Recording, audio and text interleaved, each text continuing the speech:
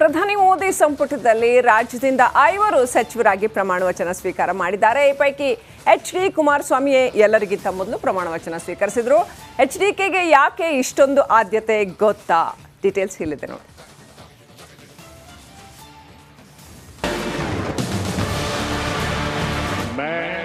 ಹರದನಹಳ್ಳಿ ದೇವೇಗೌಡ ಕುಮಾರಸ್ವಾಮಿ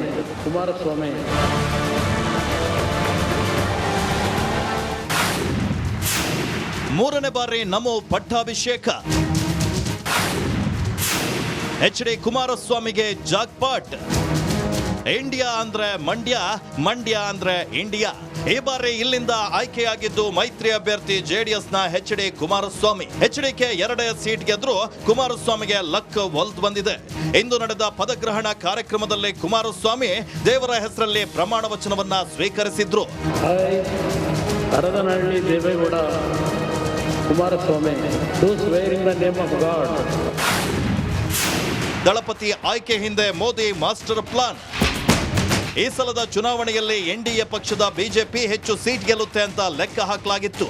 ಆದ್ರೆ ಆಗಿದ್ದೆಲ್ಲ ಉಲ್ಟಾ. ಕೊನೆಗೆ ನೆಚ್ಚಿಕೊಂಡಿದ್ದೆ ಪ್ರಾದೇಶಿಕ ಪಕ್ಷಗಳನ್ನ. ಹೀಗಾಗಿ ಮೋದಿ ಮೈತ್ರಿ ಅಭ್ಯರ್ಥಿಗಳಿಗೆ ಹೆಚ್ಚು ಪ್ರಾಶಸ್ತ್ಯ ನೀಡಿದ್ದಾರೆ. ಬಿಜೆಪಿ ಮೈತ್ರಿಯಿಂದಲೇ 2 ಹೆಚ್ಚುವರಿ ಸೀಟ್ ಗೆಲ್ಲಲು ಸಾಧ್ಯವಾಯಿತು. ಅದರಲ್ಲೂ ಮಾಜಿ ಪ್ರಧಾನಿ ದೇವೇಗೌಡರ ಬಗ್ಗೆ ಮೋದಿಗೆ ಒಲವಿತ್ತು.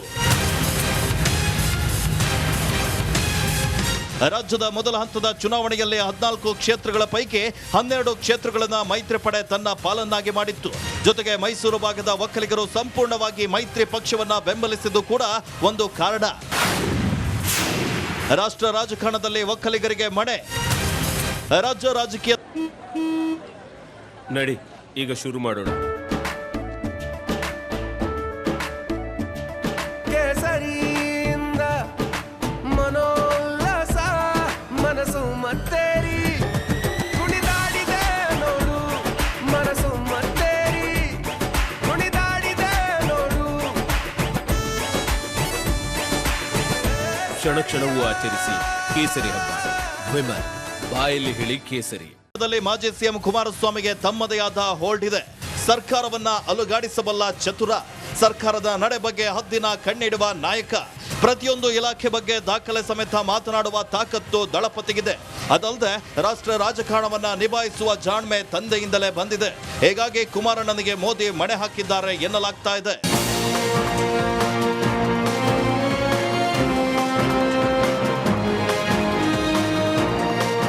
ಇನ್ನು ಮಂಡ್ಯ ಟಿಕೆಟ್ ಘೋಷಣೆ ಆಗಿರಲಿಲ್ಲ. ಅಂದಿನಿಂದ ಕುಮಾರಸ್ವಾಮಿ ಗೆದ್ರೆ ಸೆಂಟ್ರಲ್ ಮಿನಿಸ್ಟರ್ ಆಗ್ತಾರೆ ಅಂತ ಕೇಸರಿ ನಾಯಕರು ಸಾರಿ ಹೇಳಿದ್ರು. ಇದೀಗ ಹೇಳ್ದಂತೆ ಆಗಿದೆ. ಹೋದಲ್ಲಿ ಬಂದಲ್ಲೆಲ್ಲ ಕುಮಾರಣ್ಣ ಕೃಷಿ ಸಚಿವ ಅಂತಿದ್ದ ಅಭಿಮಾನಿಗಳಿಗೂ ನಿರಾಶೆಯಾಗಿಲ್ಲ. ಯಾಕಂದ್ರೆ ಕುಮಾರಣ್ಣ ಬಯಸಿದ್ದು ಕೂಡ ಇದೇ ಖಾತೆಯನ್ನ.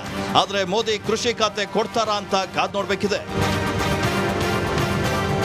Bureau report, republic Kannada.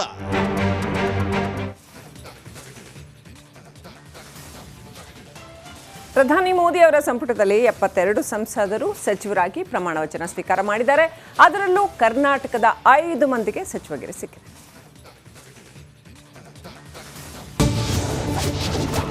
ಪ್ರಧಾನಿ ಮೋದಿ ಸಂಪುಟದಲ್ಲಿ ರಾಜ್ಯಕ್ಕೆ ಬಂಪರ್. ಕರ್ನಾಟಕದ 5 ಮಂದಿಗೆ ಚಾನ್ಸ್. ನರೇಂದ್ರ ದಾಮೋದರ್ ದಾಸ್ ಮೋದಿ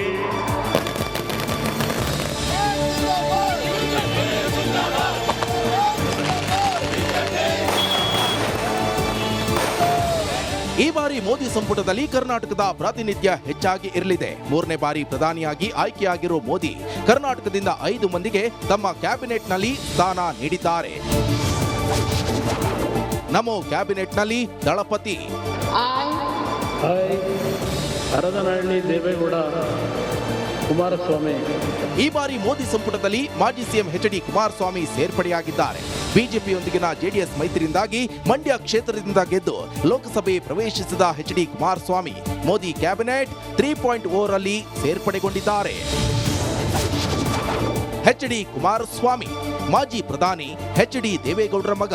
ಮಂಡ್ಯದಿಂದ ನೂತನ ಸಂಸದರಾಗಿ ಆಯ್ಕೆ. 1996ರಲ್ಲಿ ಕುಮಾರಸ್ವಾಮಿ ಮೊದಲು ಸಂಸದರಾಗಿ ಆಯ್ಕೆ. 2006ರಲ್ಲಿ ಮುಖ್ಯಮಂತ್ರಿಯಾಗಿ ಕುಮಾರಸ್ವಾಮಿ ಪ್ರಮಾಣ ವಚನ. 2018ರಲ್ಲಿ ಮೈತ್ರಿ ಸರ್ಕಾರದಲ್ಲಿ 25ನೇ ಸಿಎಂ ಆಗಿ ಆಯ್ಕೆ. ನಿರ್ಮಲಾ ಸೀತಾರಾಮನ್ ಮತ್ತೆ ಲಕ್. I, Nirmala Sitharaman, ಕಳೆದ ಬಾರಿ ವಿತ್ತ ಸಚಿವೆಯಾಗಿ ಕಾರ್ಯನಿರ್ವಹಿಸಿದ ನಿರ್ಮಲಾ ಸೀತಾರಾಮನ್ ಅವರಿಗೆ ಕ್ಯಾಬಿನೆಟ್ ದರ್ಜೆ ಸ್ಥಾನಮಾನ ಸಿಕ್ಕಿದೆ. ನಿರ್ಮಲಾ ಸೀತಾರಾಮನ್ 2014ರಿಂದ 2016ರವರೆಗೆ ಆಂಧ್ರದಿಂದ ರಾಜ್ಯಸಭೆ ಸದಸ್ಯೆ. 2016ರಿಂದ ಕರ್ನಾಟಕದಿಂದ ರಾಜ್ಯಸಭೆ ಸದಸ್ಯೆ. 2017ರಲ್ಲಿ ರಕ್ಷಣಾ ಸಚಿವೆಯಾಗಿ ನಿರ್ಮಲಾ ಸೇವೆ. 2019ರಿಂದ ಮೋದಿ ಸಂಪುಟದಲ್ಲಿ ಹಣಕಾಸು ಸಚಿವೆ. ಇಂದಿರಾ ಬಳಿಕ ಹಣಕಾಸು ಖಾತೆ ನಿಭಾಯಿಸಿದ 2ನೇ ಮಹಿಳೆ. ಪ್ರಹ್ಲಾದ್ ಜೋಶಿಗೆ ಮತ್ತೊಮ್ಮೆ ಅವಕಾಶ. I, ಪ್ರಹ್ಲಾದ್ ವೆಂಕಟೇಶ್ ಜೋಶಿ. ಅನುಭವಿ ಪ್ರಧಾನಿ ಮೋದಿ ಆಪ್ತ ಬಳಗದಲ್ಲಿ ಗುರುತಿಸಿಕೊಂಡಿರುವ ಕರ್ನಾಟಕದ ಪ್ರಹ್ಲಾದ್ ಜೋಶಿಗೂ ಸಂಪುಟದಲ್ಲಿ ಸ್ಥಾನ ಸಿಕ್ಕಿದೆ. ಪ್ರಹ್ಲಾದ್ ಜೋಶಿ 5 ಬಾರಿ ಸಂಸದರಾಗಿ ಧಾರವಾಡದಿಂದ ಆಯ್ಕೆ. ಮೋದಿ ಕ್ಯಾಬಿನೆಟ್ನ ಹಿರಿಯ ನಾಯಕ ಜೋಶಿ 2019ರಲ್ಲಿ ಸಂಸದೀಯ ವ್ಯವಹಾರಗಳ ಸಚಿವ. 2014ರಿಂದ 2016ರವರೆಗೆ ರಾಜ್ಯ ಬಿಜೆಪಿ ಅಧ್ಯಕ್ಷ. ಇನ್ನು ಮಾಜಿ ಸಚಿವ ವಿ ಸೋಮಣ್ಣ, ಶೋಭಾ ಕರಂದ್ಲಾಜೆ ರಾಜ್ಯ ಖಾತೆ ಸಚಿವರಾಗಿ ಪ್ರಮಾಣ ವಚನ ಸ್ವೀಕರಿಸಿದ್ದಾರೆ. I, V. Somana.